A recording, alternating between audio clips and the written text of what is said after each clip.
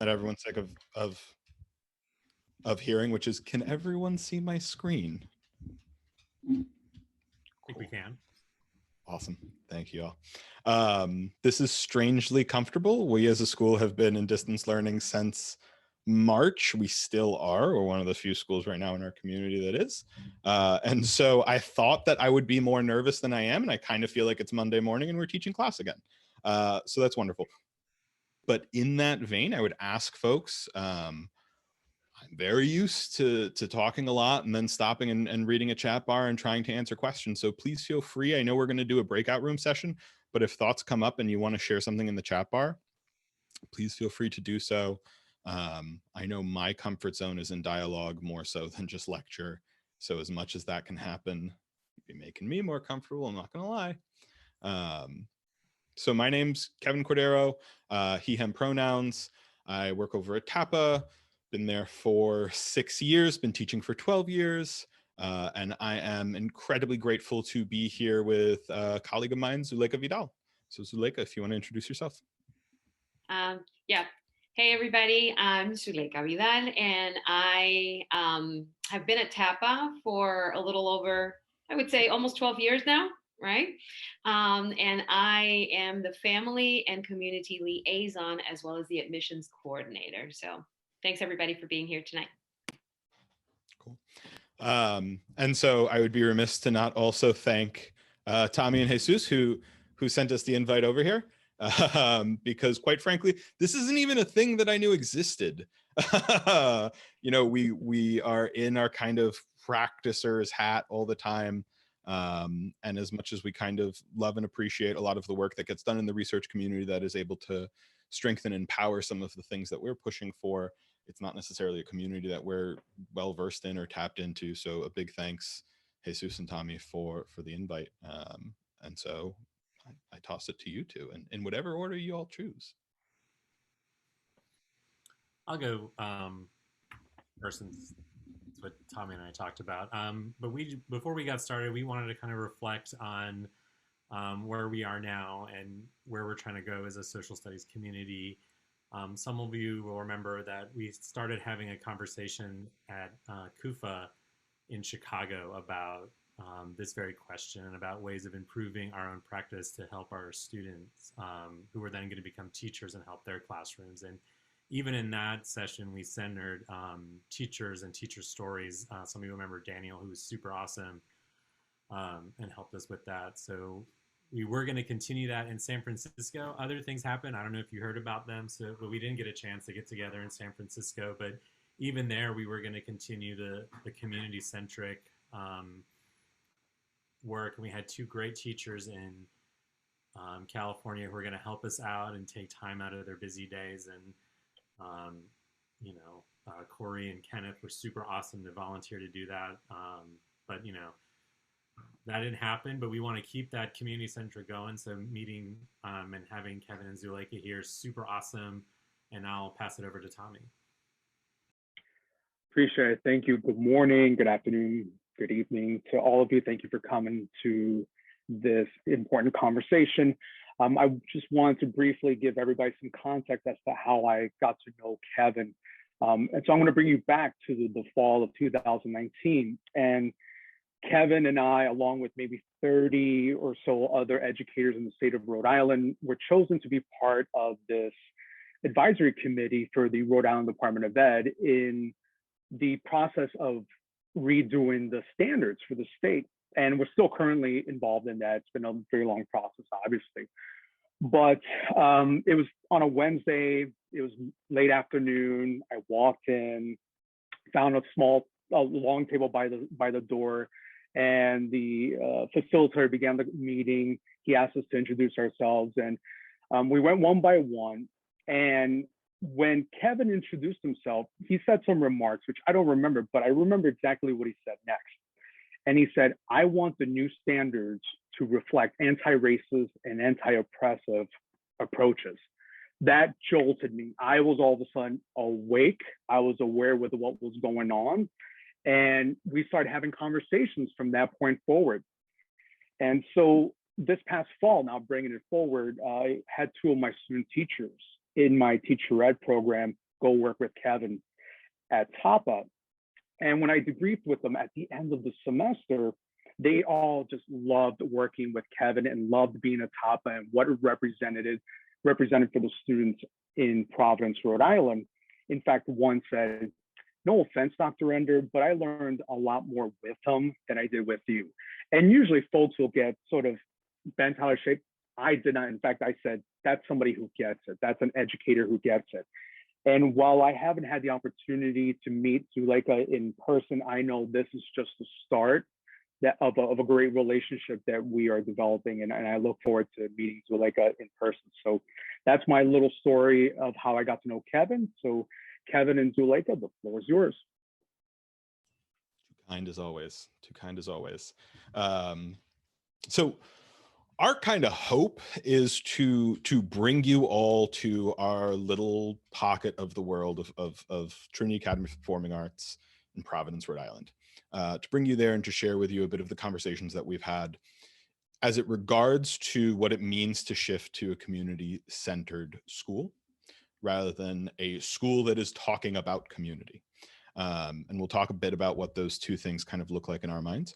But to bring you to Providence means that we need to acknowledge the land of Providence, and we need to acknowledge the original people of the land of Providence. And so we in our school spent some time with our students doing research to make sure that we were doing this in the right way. And I want to honor the work that our students did. And I also want to honor the fact that if we are bringing you to Providence, it is worth knowing that Providence is the land that originally belonged to the Narragansett people as well as the Pequot people. We are on their lands.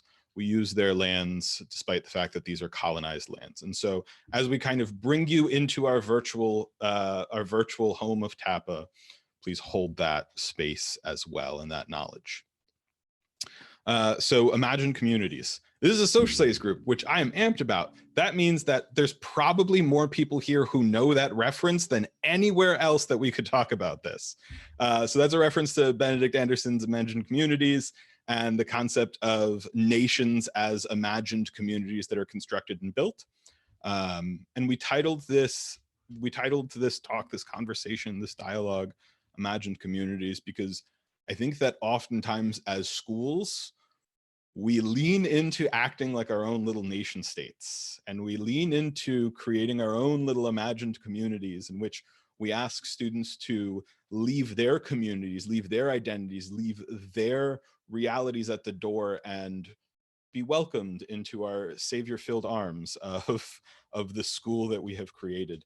And the problems that creates, especially for not just undocumented students, but one of the things we also want to push people to think about is students from mixed documentation families, because that is such a prevalence for a lot of our schools. So that's kind of what we're going at. So let's introduce folks a little bit to TAPA. Zuleika, you are one of the originals. You have been with TAPA for 12 years. I am only a 6-year person. So please, if you could just give us like a brief summary of TAPA. So we came about when an awesome group of people many, many years ago really invested in making our school choices, making school choices for our Providence community, especially for BIPOC community.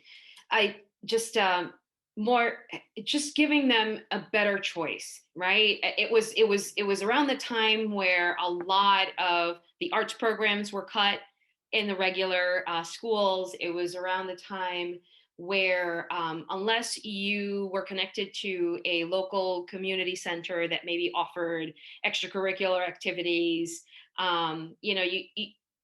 families just didn't have, and students didn't have a great opportunity at growing through the arts specifically. And so these folks said, what is it that is lacking, and what is it that we could do right now to service our students? And TAPA grew and says, well, you know what? These programs are being cut within the regular public school system. So if we're going to propose a new charter, let's make it different than anything else that exists out there. Let's see where the gap is, and let's see if that's something that we could do anything about. And so that proposal was presented to Rhode. We came to be, and we opened, I believe it was 2010, 2011 school year, in the basement of a small church, right on the corner of Broad and Elmwood. And we had 2 classrooms and a tiny office, and one common space that served as a dance studio, stage, and everything else that was needed in lunchroom. And soon after that, we had the opportunity to move into an old elementary school building that the city of Providence was no longer using. And that was the old Messer Street building. And then fast forward a couple of years, we rented space in downtown Providence. And 2 years ago, right? And this is going on almost, this is 2 going into 3, that we were able to purchase our forever home. And that was a great celebration for the students and the families that are with us now, as well as those that had graduated. Everybody celebrated this. So it has been my awesome privilege to work at TAPA, both in the capacity of family and community liaison, but also the admissions coordinator. And I have been afforded a great privilege, and I call it that because I get to connect with families from their initial interest in the school, see them become part of our school community. We'll be talking about that in a little bit. And then graduation and beyond. And because we've been able to make these awesome connections with families, we still have folks who have graduated and are still active part of our community, and come back and give back and come to us. And it's just, it's awesome. So TAPA is that and so much more. And I could go on talking forever, but we have a short time. So I'm passing it over to Kevin. So I do want to just go real quick over some of these things. I know that charters work very different in different places. And so I want to highlight one fact. We're not a franchise charter. Like we're not one of the charter schools that kind of has like a corporate benefactor and then opens up 15 charter schools everywhere, all trying to do the same model. Like Zuleika shared, we were essentially a charter that was created from community input. Joyce Stevos, I have to shout her out, as one of our founders, who pushed the school from there as a public charter. That means that any student from Providence in grade 7 through 12 can apply and can get in. There is no test. There is no choice system, in the sense that like it's not like we choose who comes into the school. Folks apply, we throw their names into the lottery. We're grateful to have 214 students. We hope we can have more someday. And any student whose name is chosen in the lottery is able to come to our school. Siblings are also able to come automatically. That is one thing that I should also share. We have 4 arts majors, so we are a performing arts charter school, so students can major in film, music, dance, or theater. We even then try and break down some of the silos between those 4 performing arts, and so we have a lot of students who minor in various ones, and there'll be a theater major, a dance minor, and they'll do after-school music programs. So we have kids who kind of dabble throughout. We're a social studies group. Again, I highlight this. So we have a pretty cool social studies scope and sequence as a school. We're the only school in Rhode Island that has a middle school ethnic studies curriculum. Our middle school ethnic studies curriculum is a core content class. So every 7th and 8th grader takes ethnic studies. And so they spend 7th grade learning about critical theory, Marxism, critical race theory, gender and sex studies, learning to talk through issues of historiography. And then in 8th grade, they apply it. And so they do things like looking at World War II from a non-European lens. So like decentering Europe in the conversation of World War II. They look at neocolonialism and decolonialism and what that means for the current world, not just Latin America and Central America, but also Africa and Asia. We like tear apart maps and talk about how problematic maps are, because that's a thing, and the kids love that one. So that's 7th and 8th grade. 9th grade is a research seminar course. 10th grade, which is the grade that I currently teach, is pop culture of the Cold War. And then 11th and 12th grade is a people's history of the United States. So that's our social studies scope and sequence for the social studies crew. We are a Title I school. 96% of students qualify for free or reduced lunch. 98% of our students or families identify as Black, Indigenous, or people of color. 80% of our students identify as Latino, Latina, Latinx. And 88, this is something that we're quite proud of, is 88% of TAPA alums who are first-gen students successfully complete their freshman year and 70% enroll in their sophomore year. Anyone who's looking at that type of, the importance of that data, that's a big thing for us, because that means that kids are not just able to function in our school. That means that we're also teaching them how to function once they leave our school and leverage our school as a support system. So that's us bringing you into kind of what TAPA looks like. Where we go from here in this conversation is really us kind of opening up to the honest conversations that me, Zuleika, and other people in our school ensemble and community talk about. And it's not to say that we have in any ways perfected or even wholesomely engaged with all of these things in their entirety, but it is to say that our school kind of exists in a tension in which we are constantly hoping for and striving to push towards becoming more community centered and away from community building.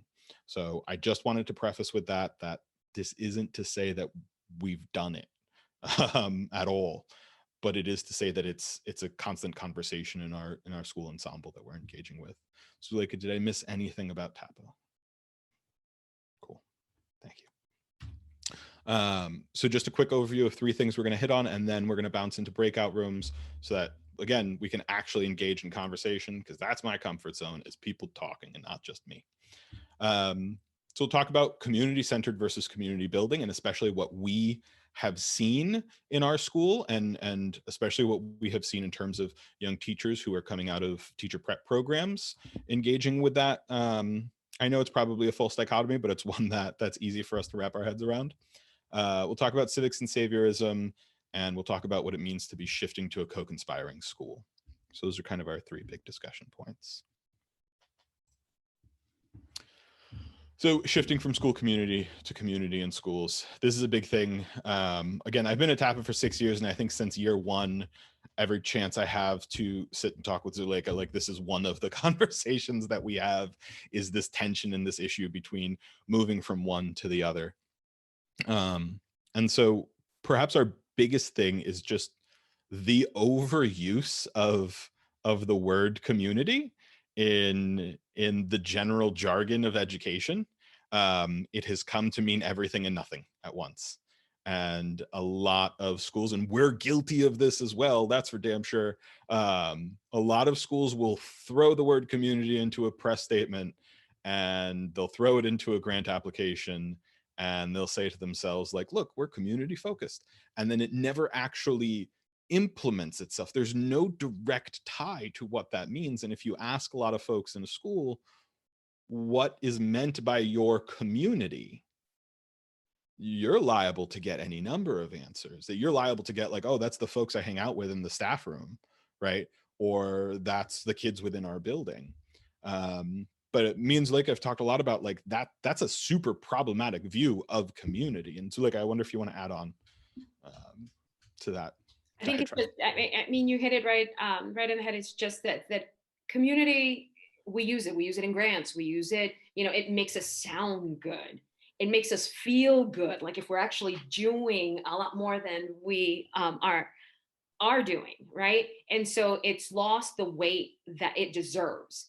And one of the things that in our discussions, Kevin and I, when we've been able to talk about this, it's, you know what I mean? We have to understand that community is multi-layered, right? The student comes to our school and they already belong to these different layers of communities, right? These different categories of communities, and it's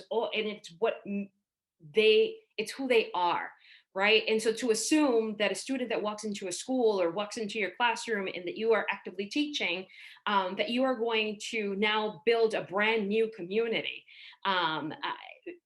within your classroom or within the four walls of the school, without honoring the fact that that student already belongs to different communities, without honoring the fact that that student brings with it experiences, right, and connections to, there's the family level, there's the church level, right, there's the city level, the neighborhood level, there's the friends, there's all of these different communities, and there is no possible way that we can actually actively build or strengthen and grow as a community without us recognizing who the student is and everybody else that is connected to him or her, or they, and just it's something that sometimes we miss. And it's gotten to the point that we use community the way that we use the word love, right? Oh, I love this, or I love you, and it's missing that weight. It needs to be honored. It needs to be valued, and we need to acknowledge that that is something that we actively have to question ourselves as we are teaching our students, as we are engaging with families, and as we are making those connections. Am I trying to, in trying to build community, am I devaluing everything that that student brings forth in this classroom, everything that that family brings forth every time we have a connection, every time we speak, every time we try to connect? So just thinking about community in that way, and not negating, you know, the student and the family and everything else that comes attached to them once they walk into our schools, once they walk into our classrooms, and our approach towards them. Yeah, and a lot of folks might be asking, like, okay, we said we were going to talk about undocumented students or students from mixed documentation families. The truth of the matter is that the communities that students belong to are supporting them in ways that schools cannot imagine, that schools do not know about. And quite frankly, it is probably better for that student and that family if the school itself isn't the first person or the first institution to find out about their documentation status. And I think that a lot of times supports for undocumented students or students from mixed documentation families hinge on this concept of saviorism that assumes that these students are isolated from their community. And that is not true. And the more that schools can support these students' communities, the more supported these students will be, the more supported these families will be. Because when me and Zuleika sat talking about this, and we were like, okay, what are we specifically going to talk about in terms of the students in our lives who are undocumented, who come from mixed documentation families, who are concerned about what documentation means for them in their reality? The truth is, every time that we have found out about that reality as a school has been when things are horrible, when the situation has become so bad that a family who is concerned about what it means if the institutions in the society find out about their documentation status is willing to share that, even in the kind of the most quiet of ways, that means things are really bad. And so it's our responsibility to set up so many community-centered supports that we almost don't find out about those things, because we've done a good enough job to support the community that is taking care of these families, that they don't have to kind of open that wound to us. And so the ways that we kind of look at this, we talked about, or in the slides, we talked about this idea of community as superstructure only, right? And so I'll admit, like, this is one of my pet peeves in what I see in a lot of young teachers, especially teachers who are coming from the suburbs, who aren't coming from the communities that they are serving, who will come into the classroom and the first thing they'll say is like, I want to establish new community norms. I want to build community here. I want to talk about new norms. And it's just, I understand that this is a toolkit. However, what a student is hearing is you know, it's like the classic critique of Marx of you have no history, right? Like, no, you have history, you have culture. There are community norms that exist. You're just not a part of them yet because you're a new teacher. And especially if you're new to the community, you're definitely not a part of them yet. And it's your responsibility to learn these norms before you just kind of self-impose some new norms that you say are ready for people to create. And so what we're hoping to shift to is the idea of community as base structure and superstructure, right? Community is where our kids go to shop. Community is where our families find that little bit of money to make it past on a tough month. That's community. That's a real base structural thing. It's not just something that we intellectually engage with in school. I apologize. My dog is now going to play with her squeakiest of toys. And so the other thing that this shift involves is going from school as parallel community, and especially parallel resources. I can't get Zuleika to take enough credit for the amazing things that she does with resource redistribution for our families. But I know that a lot of schools, and we are still guilty of this, we create parallel systems of resource support, right? When those systems already exist in communities, and we can take our resources, our funding, and leverage them for mutual aid rather than leveraging them for what becomes essentially our way of monopolizing community support. Come to the school to get this thing. Fill out the school form so you get this support. When parents and families have already filled out a dozen forms in the past, like, oh my God, in August, September, and October, I always feel terrible when we send a new form to families because they've already filled out 100 or so. And so one thing we want people to hold in mind is this idea of the importance of shifting to community-centered schools, communities in the schools, going to the community rather than asking the community to go to the school. Before I move forward into a little bit of like mini case study, anything you want to add to that, Zuleika? No, we're good. Cool. So this is one way of looking at our community. It's a really problematic way, but it's one way of looking at it, and it's one way that a lot of times it gets looked at, right? This is kind of the urban core of Rhode Island. So you see Providence there, but within that urban core, we would also count Pawtucket and Central Falls. So the map to your left being a map based on racial identity, the map to the right being a map based on median income. And one of the things that we point to, and we have to say a lot of times to new teachers who are not from Rhode Island or not from Providence, is the idea of Providence as a community is a farce. It's not a thing. There's Manton Ave, there's the South Side, there's Fed Hill, there's all of these different communities within Providence, and a student coming from any one of those communities has different norms, has different expectations, has a different support system. But it's lazy and facetious for us to say we serve the Providence community. Our students are from the Providence community. No, our students are from the South Side. Our students are from the West End. Our students are from the Manton Ave area. That's where our kids are from. And that's a different community than just saying Providence. It can't just be something you identify geographically. Yes. Yeah, and I appreciate what was put into the chat, right? Community in which the school exists instead of creating community around the school. Again, that's us as institutions making ourselves the center of gravity, and we're not.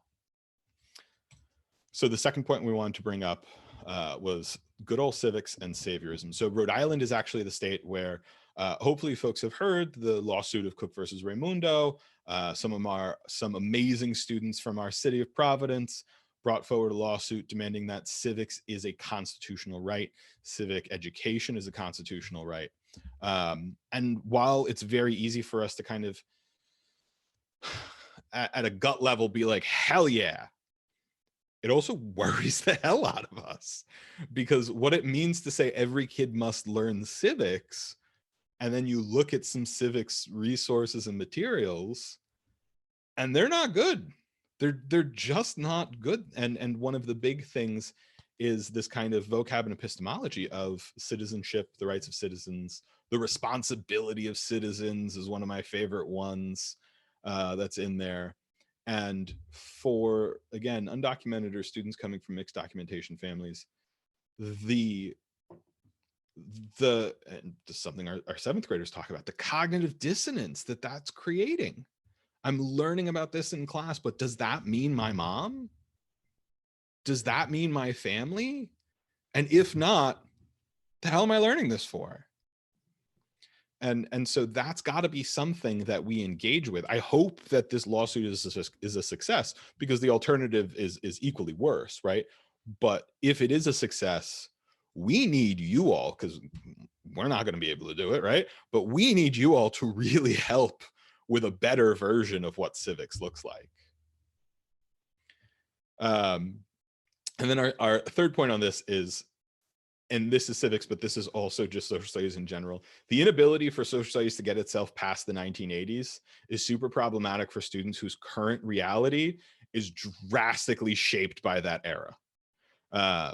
If you are asking students whose families share a history of mixed documentation, whose families share a history, especially to Latin America, to engage with what their current historical reality means, and you're not talking about the 80s and 90s, and you're not engaging with what was done in that period, then how are they supposed to process that experience?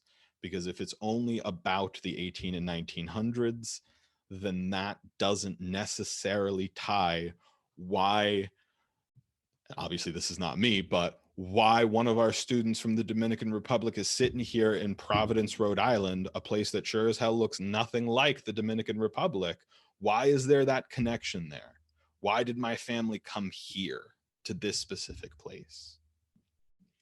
And then the third part of this, I definitely veer over to Zuleika, because this is one of my favorite conversations that we have as well, which is the very limited praxis within civics education, right?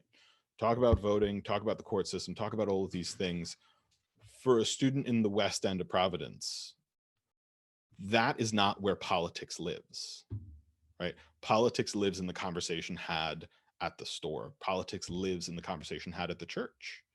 And it's up to us to do a better job of making civics education actionable in those areas. I'm gonna shut up because Zuleika is gonna say way better things about this than I could. No, you're saying so much, and see, for me, is it just I can't help but go. My brain goes to a personal level, right? And thinking about my own kids, and thinking about when I went to school in Providence, right? And just was everything that I am, right? And all of who I am as a Latino woman, was it represented in the classroom? Was it spoken to enough? You know, was my mom and my dad and their struggles represented in that classroom? And was there a connection?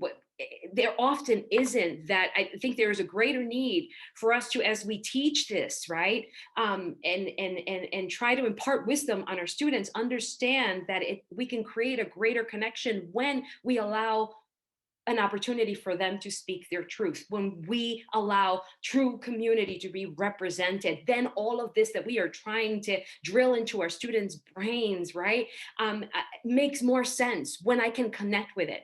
And I remember, just learning things for the heck of learning it, for learning it and getting a good grade, right? Because that was expected of me, because it's what I needed to do. And I don't want our students to have that same experience. I want them to be able to make that connection. This is what you're teaching me, but can you talk to me not only about what it was then and how it's oppressing to me still now? Can you give me knowledge? Can you help me? Can you provide me tools and strategies on how I can make a change? Not only, when we're thinking about all these systematic problems and all these horribleness that we are facing in the world, and particularly today, right? And so protests are our response to it, and that is all great. And I remember that we've had conversations, Kevin and I, where I said, well, we're teaching all this thing to the students, and it's depressing. I think students and families already know how many things are stacked up against them. What else can be part of what we do within the classroom and within the school walls, right? That gives them an opportunity to break free from that at an individual level, at a family level and at a community level, not only making a difference for you now, but also equipping our student to make a difference within their community and continue to have an influential impact on everybody else that they connect with. And I think that we have a great opportunity to be able to connect with our students and our families that way. But we're not going to be able to help our students make that connection unless their stories are also told, unless we allow space for them to speak their truth and to process the content within that classroom through their lens, right? And make that true connection. If you want something to stick, right, it has to be relevant to us. So think about the content that you're teaching in your classrooms. Think about, the initiatives that we implement. And understand that there is a greater way to connect with our students than just at teacher-student level or teacher and parent of the student that I happen to be teaching in my classroom this year. But we can all connect at a human level. We are all human. We all have the exact same needs. We need to belong. We need to feel valued, right? We need to be loved.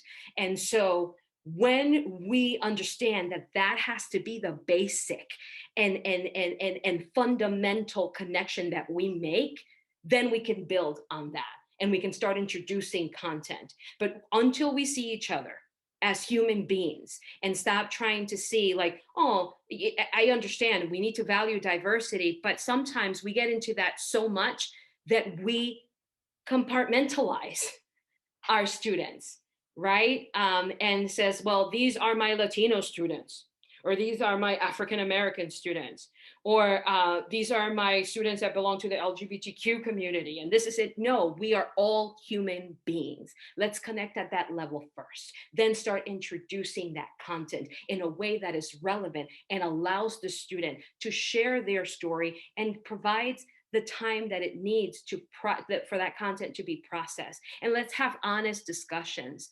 Let's not just teach from, that's it, let's bust out the book and then let's go A, B, C, and all the bullet points that are part of all those sections, and then check off, I've already taught what I needed to teach. I think I'm all set.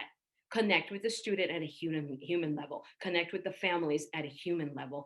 Then we will truly belong to each other's communities, and then we can start working together towards building that. And that means you need to understand that our students come with their own struggles. What can you do in the now within your classroom, within those four walls, to have to make a difference in that student's life and the community that they represent, to make a difference in our lives, and to come into this for me is, if you walk into a classroom or you happen to walk around the school building thinking that you are the authority, that you are the expert, and that your students are going to learn from you, and that your parents are going to learn from you, then you are doing a disservice to you, and you're doing a disservice to the students, and you're doing an even greater disservice to our families, right? We all come in with the ability to learn from each other. Again, connecting at that human level. Everybody has value. Their experiences and their stories are worthy of being listened, right? To being received and for us to respond to.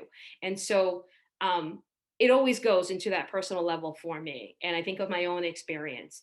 And it's just the only way that I'm able to service students, and the only way that I am able to work with my families is by connecting that at that foundational level. We are human. Then everything else that is part of what makes us unique is there. But unless we connect at a human level, whatever approach I take and whatever I try to bring forth is never going to be as effective unless we're all included and our voice is included. Thank you, Zuleika. Yeah, and on top of that, like the amount of times that we've seen young is in like new to the career teachers, especially again, white teachers coming from outside of the community, who think that the way that they're going to engage on that human level that Zuleika is talking about is just by talking about the history of violence and oppression. And that is in some way going to inspire their students of color to trust them. It's not. It has the opposite effect. The assumption is that for a lot of the students, the assumption becomes you in some way revel in the joy of talking to us about the hurt that we feel every day. And so it's huge. It's a huge part of that saviorism that we need the help of this community, of the research community, of the teacher prep community to really start to address, because we still have a lot of new to the field teachers coming with that complex. And so one of our case studies in this was the 11th grade land acknowledgement project, in which we said to the 11th graders, like, listen, we are thrilled. We're buying a building. We're going to have a home. Zuleika glossed over the fact that the reason why we had to move was because our building was so old that it fell down over Christmas break. So one year we started the first half of the year in this old kind of Catholic elementary school, which is everywhere in New England. And then during Christmas break, the front facade of the building started to teeter over. And then, and so we had to move buildings halfway through the school year. And then we were amped because we were finally buying our own building. And so we were going to have a permanent building again, halfway through the school year. And now we started talking with the students about what does it mean to own property in a nation that is rooted in settler colonialism? And what does that mean that what we are excited for, and how do we contextualize that? And so then they began grappling with this land acknowledgement project. They had to go before the school board. They had to fundraise for it themselves, and they kind of went that process the entire way through. But the reason why I highlight this as an example of having the community, the students act as one and act in a way in which the politics of everyday life becomes local and daily, was that students then had to essentially like explain to their parents, hey, I'm going to be doing, like, I have to show up to a school board meeting late at night to do this. I have to go to this festival to fundraise for it. And now we're engaging families, we're engaging the community to fundraise, and the students are leading that. And what it took shape as, the art form that it took shape as, the land acknowledgement wording itself that took shape, came from the kids, it came from the students. And so that was a learning experience that they had to lead and organize in both the good and the bad, in both the harsh conversations of, well, if I have to do this land acknowledgement for my school in Providence, what does it mean that my family owns a house in Providence? You know? And that becomes a very kind of internal conversation students engage with.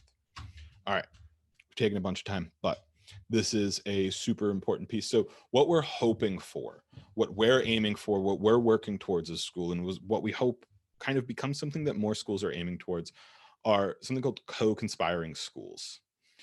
Schools in which staff, admin, school board, students, families, and the community of our families that we serve are all conspiring together against these systems that are designed against them, right? And so this means that schools become a source of mutual aid rather than parallel charity work. This means that schools go out to the community and find where those community supports are. Where are those amazing organizations that already exist that are doing the things that we as a school probably wish we could do, but they're already being done? The John Brown Settlement House, DARE, Esperanza Clinic, like these are all organizations within our community that are doing the things, sure, we wish we could do. Why are we going to create a parallel system for those things? Let's amp up those community organizations and send our families to them rather than saying it always has to be us at the center.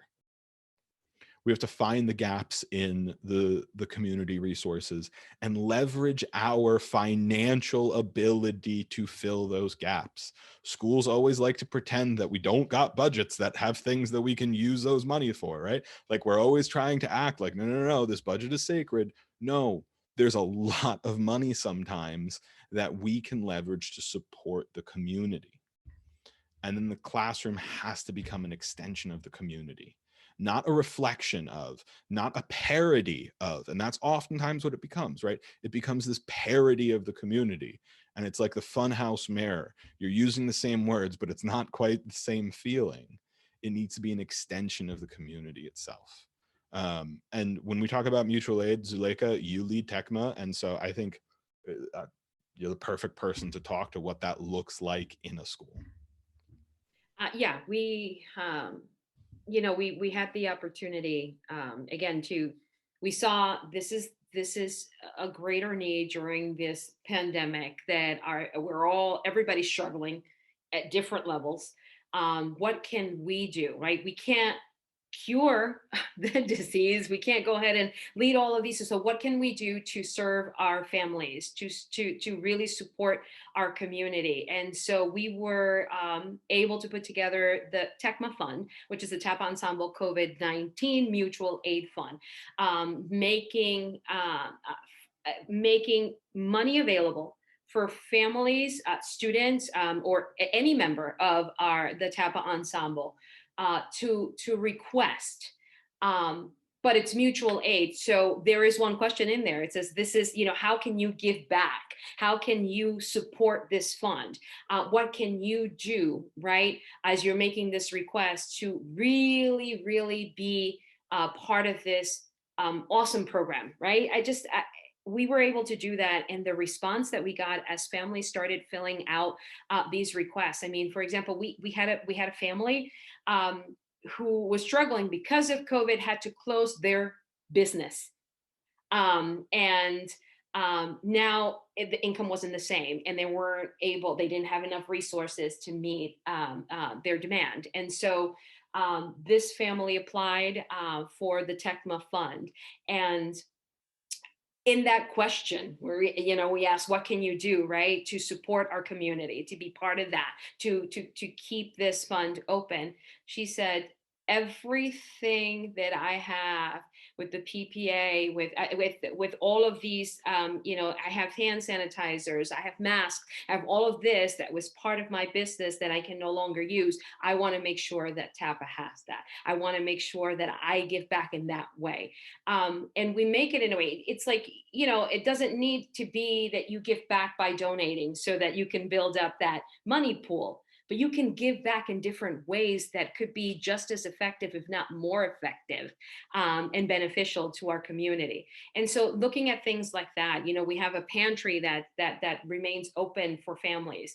And going back to what Kevin mentioned, there are plenty of resources, in Rhode Island itself that our families can benefit from. We are not the only ones that can support them. We need to start making those connections with other folks outside in the community that can help us service the families and the needs that they have. So just looking at that and continuing to build that, and going back just a few slides where Kevin said, we usually don't find out. There are times when we don't find out that this family has this grave a need until it becomes so grave that they have no other option but to share, to say, help me because I'm drowning. And I think that is something that we really need to work on, building that trust, building that opportunity for that communication to be there, to know that before the problem gets so grave, that they can come to us, that they can share that. And then we can help with whatever resources exist within the school community, and then connecting them elsewhere. But just supporting them in every way that we can. So TECMA was something that's born out of something as ugly as the COVID pandemic. But it's a way for us to be able to respond to the need within our community, instead of, standing with our hands tied and saying, there's no way that we can fix all of the problems. There's no way that we can, supply all of the need. And we were able to, but this is something that we can do. It might be small, but this is a way that we can contribute to this community. This is a way that we can support our students and our families and the entire TAPA ensemble. So just looking for opportunities that way, again, servicing beyond the classroom. Yeah. And again, because I know this is a socialized group, this is civics work. Like when we think about engaging students with content, we don't always need to create this like theoretical, intellectualized environment that students then engage with, nameless concepts and nameless examples. Having the students do this work, and in many cases, a lot of our students are doing this work, right?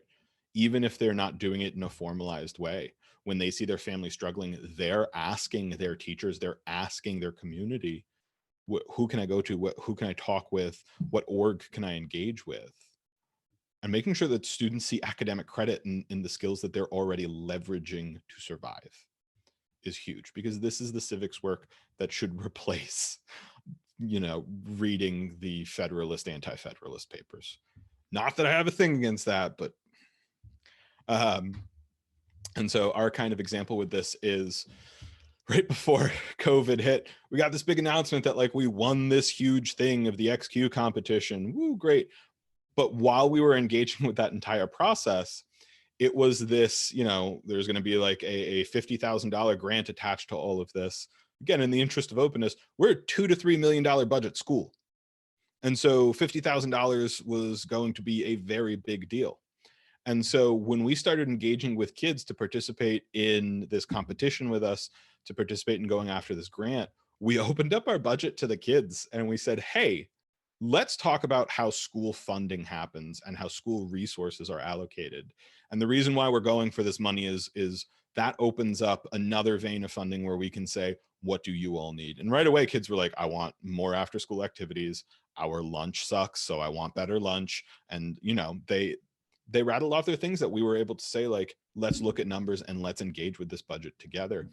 That is this example of for us, a co-conspiring school where our students and our families become a part of all of those structural processes, and where we can leverage the strength of the fact that we are an institution.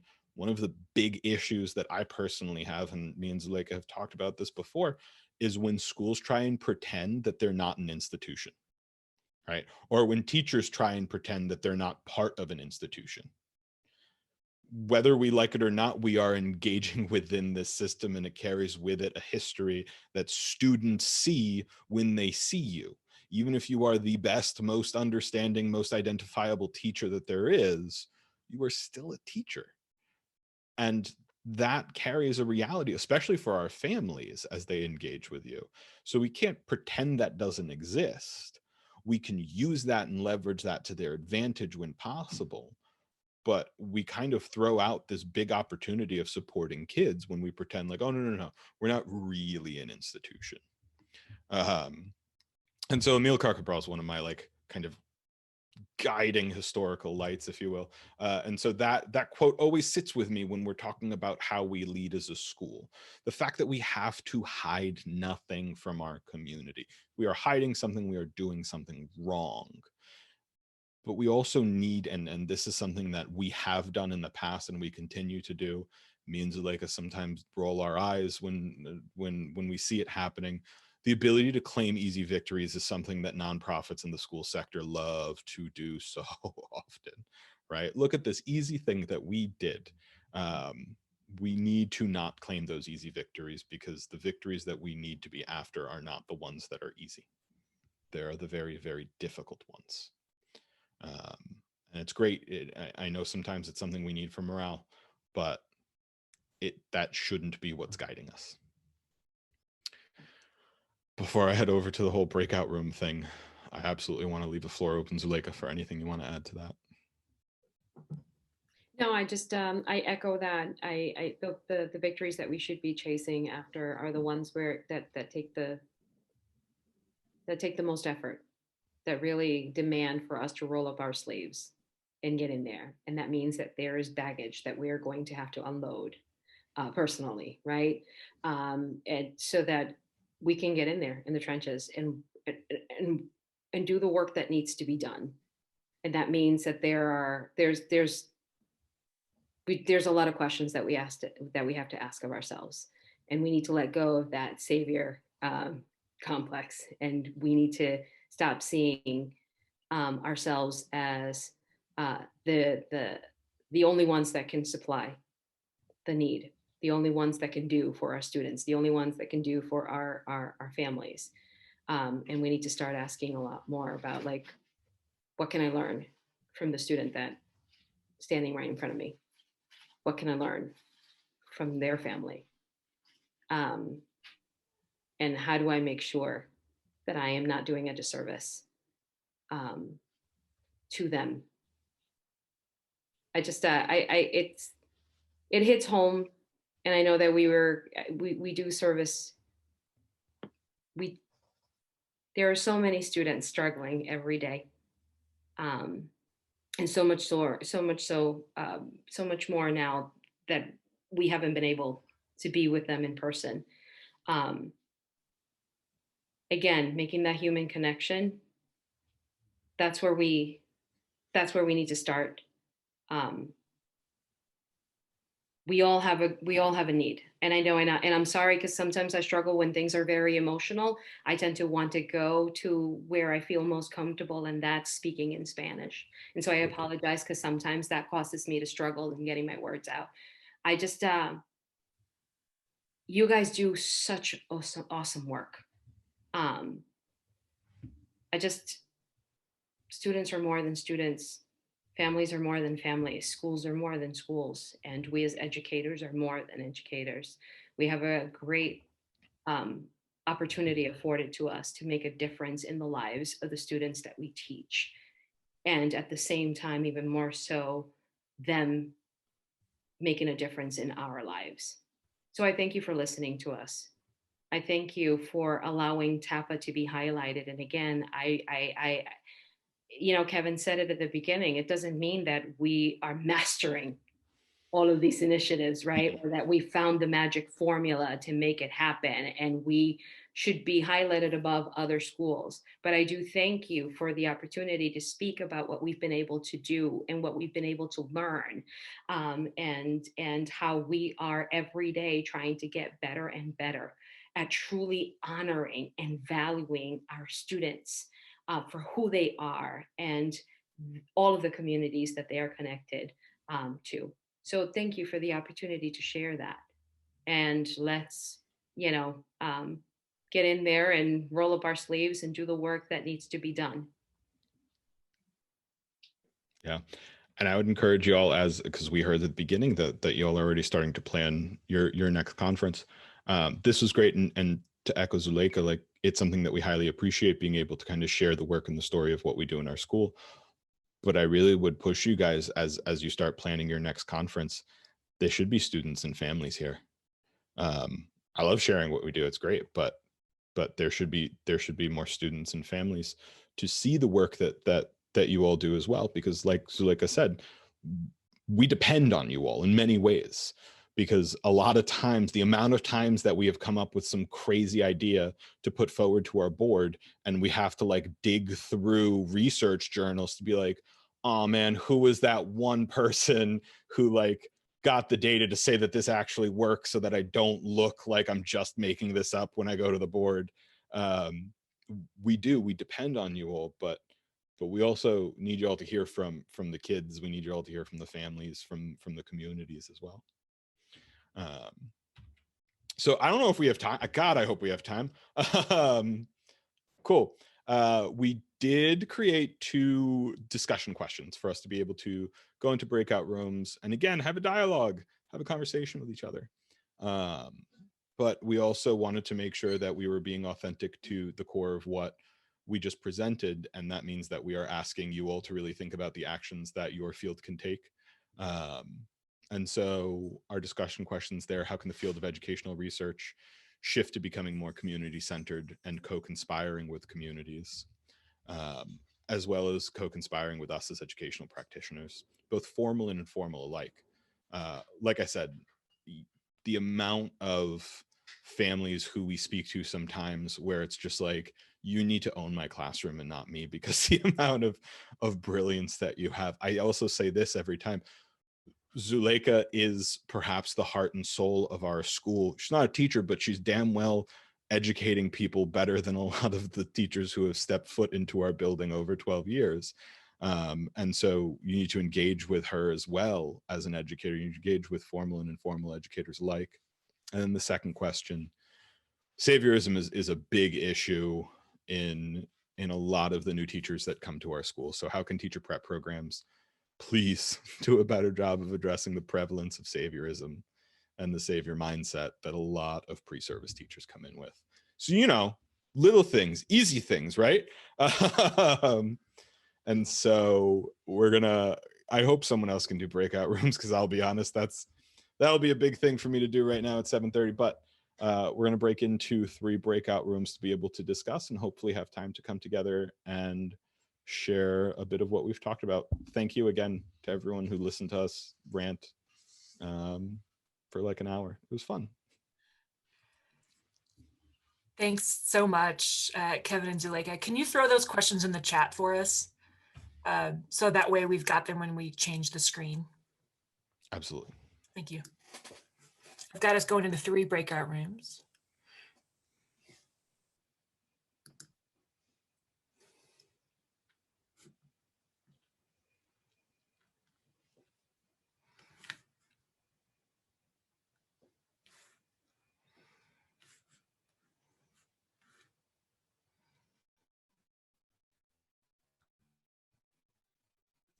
It looks like Jesus has got it. So I'm going to trust him that he's got it. How long should we chat in here, Kevin? I don't know how much longer we have. We are here till quarter after, so we can be. So just let me know what you think, and we can 10 minutes, 15. What do you think? I think 15, 20 minutes, depending on how things go. Okay, that sounds great. Cool. Thank you again. Thank you. Yeah. For that. We want to just share out some ideas that our groups talked about in relation to those 2 questions, focused on research and also teacher education.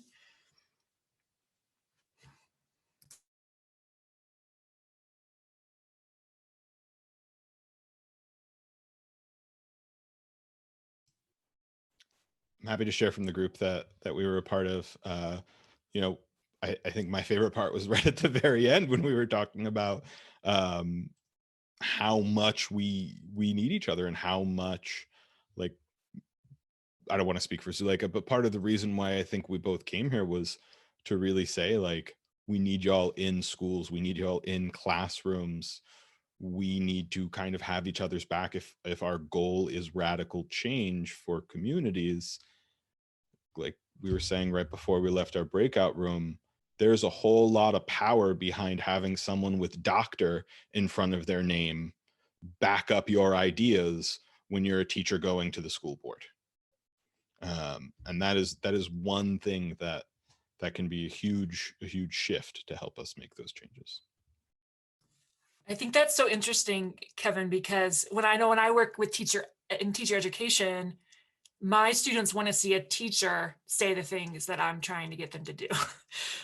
So I think you're absolutely right. We need each other. Like, they don't buy it unless they hear a classroom teacher say, you know, this is a real thing that is an issue that exists, and these are strategies that you should consider. So yeah, like Tiffany's saying, we need each other for this justice project to really function, for sure.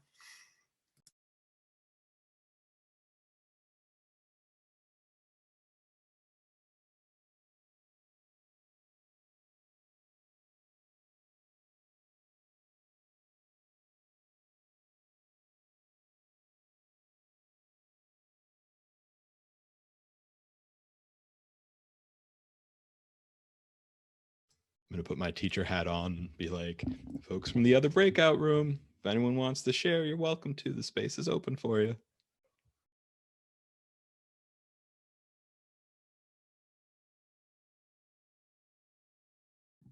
So I'm just sitting here kind of brainstorming on how can we do that? I mean, how can we encourage more, even just our SIG members? How can we try to encourage people to work more actually in the community, you know, with the populations? I know we have a lot of people doing research in schools. I saw it from the proposals that were being given to us there. It's happening, but how could we encourage more? And how could we, and then share that information more? So that's also the what's going on as well, is that maybe, you know, it's not being known about. So I don't know, I love to brainstorm. So what if there was some type of even an award where we asked for what is the co-collaboration going on between researchers in higher ed or teachers in higher ed and teachers in the field, and how could that be supported and praised and shared and valued? Yeah, I mean, something like that, right? Where can we, and it's part of the call for this AERA's theme, is that you know, the accepting responsibility, and this is a part of it. And so, as you all are saying, we need each other. This needs to be a partnership. So let's shout it and when it happens and share it. And so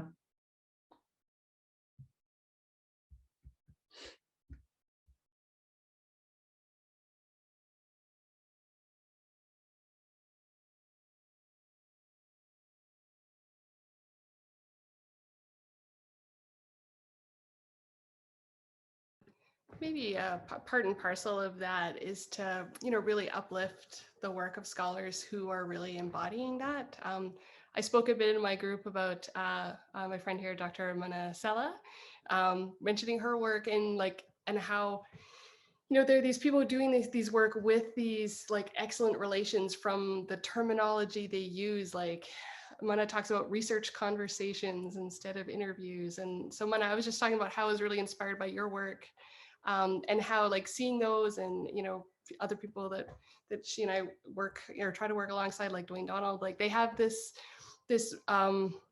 approach that I think is the foundation of any kind of engaged work. So I don't know, Mana, if you want to, I'm sorry to put you on the spot, but could you maybe speak a little bit about how you approach your work?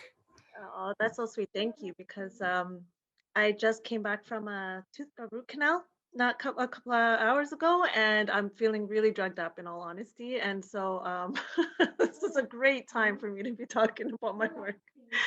But no, this is really, I really appreciate it. Honestly, it's just, for me, I've been really struggling with being on the tenure track, in all honesty, because I don't know that I'm doing enough for my community. Because yeah, these papers are great. There, a few people will read them. That's beautiful. But what does it mean for me to write as a Muslim woman when most Muslim women will never read my work? And I'm really struggling with that.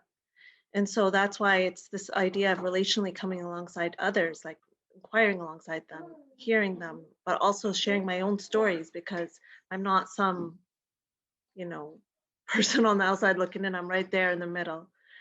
And it's really just the change of ethic that needs to happen. Like Dr. Dwayne Donald talks about living, we need a new story to guide us. And I'm trying to live that new story, but in a system that doesn't really want me to live that story. And so it's just constantly trying to live it, I think. And so I do the best that I can, fail quite often. But there's so many people who've guided that way. So I always draw on the work, of course, Audre Lorde, Bell Hooks, I draw on Dwayne Donald, Leilani Zalia, and there's so many people who are doing the work in different ways. And so thank you, though. I think for me, though, it's to constantly remind myself, although I'm writing about my community, I'm not the only voice in my community. There's so many elders and so many ancestors and so many people who have brought amazing things forth. And so just, I think my task is to try to stay humble, realize I'm not ever going to be all there, and to draw on that work and that strength from others and to give back.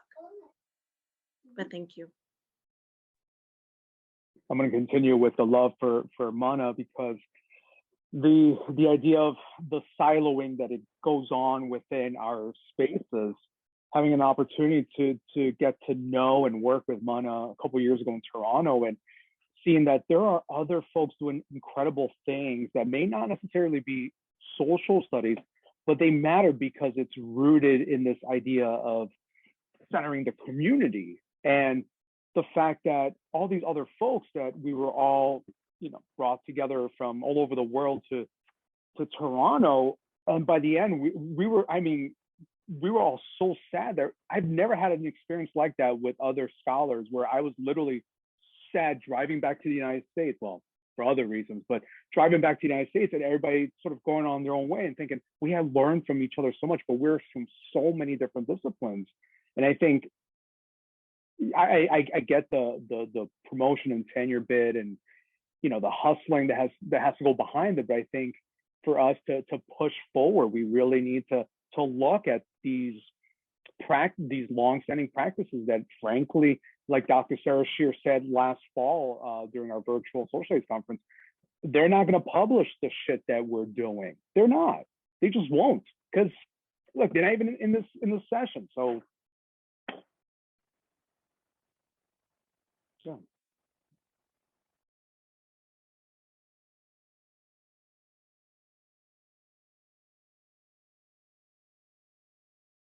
Well, I see we're kind of nearing the end of our time here. So I think I would just like to say thank you to Kevin and Zuleika for sharing about your experiences and your work at TAPA. You're doing incredible things, and it's clear today. I mean, it's just, you're doing incredible work. So thank you for that. And thank you for giving us so much to think about regarding our responsibilities as researchers, as teacher educators, as community members. I think we're all coming away with more things for us to think about change and our spaces that we can be responsible for and be responsive to the community in a different way, and to school and to teachers in a different way. So thank you all very much. We would love y'all to do a TAPA visit.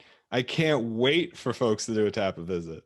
But again, thank you all to everyone on the website. Our contact info is there. We would love to continue this conversation. If I can share one more, I don't want to be the white looking guy who has the last word. So I'm going to say this, and then Zuleika, please take the last word, so I'm not that guy again. But Dr. Sala, the one thing I want to say is that this year in my ninth grade research seminar, one of the things that we specifically did was we found a website, awesome little website. I think I'm going to forget the exact wording of it, but it's like Women Teach History as well. And it's just this list of scholars, of female scholars. And I can't say the impact that our students just going through and seeing scholars, seeing doctors, seeing professors who looked like them. It's something that even if they never sent the email that I told them to write, but even if they never sent that email, I know we had this big conversation of we need you all to do more. Also, all of you are doing a whole hell of a lot. I don't want to end on an idea that that's not the case. All of y'all are doing a whole hell of a lot, and we appreciate that already. Thank you so much for that. Yeah, I think that is so important. And literally, I just typed in the chat, only reason I'm still in these institutional spaces. So thank you for that, Kevin, and for the reminder. It makes a huge difference. It does. Thank you so much again. And thank you, Tommy and Jesus, and so many people for all of this. Take care, everyone.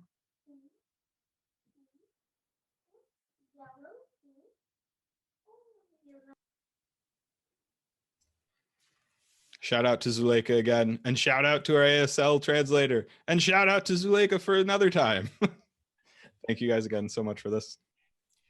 Yeah, Kevin and Zuleika, if there's anything you think our group could assist with, let us know. And individually, if there's things we can do, let us know.